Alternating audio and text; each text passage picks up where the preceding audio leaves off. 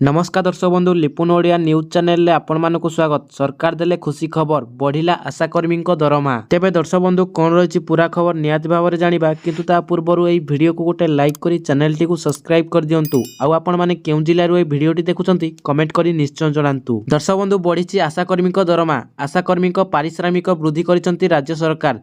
मासिक दरमा 4500 रु 7000 टंका वृद्धि पाइछि। खाली एतिକି नुहे आशाकर्मी मानकर सेवा निवृत्ति प्रोत्साहन राशि 50,000 रु 1 लाख वृद्धि करा जाइतिबा घोषणा करा जाइछि। एथिरे 49,522 आशाकर्मी उपकृत हेबे। पारिश्रमिक बाबदरे पूर्वरु राज्य सरकार वार्षिक 59 कोटी 43 लाख टंका खर्च करुथिबा बेले एबे वार्षिक 208 कोटी टंका खर्च हेबो। सेही भली सेवा निवृत्ति सहायता बाबदरे 55 लाख टंका राज्य सरकार व्यय करिवे। सूचनायोग्य जे विभिन्न दाबी नै आशाकर्मी माने भुवनेश्वर लयर पीएमजी धारणा रे बसिथिले। नियुक्ति सह 26,000 दरमा और 10,000 पेंशन मृत्युकालीन बीमा राशि दाबी रे आशाकर्मी माने धारणा रे बसिथिले।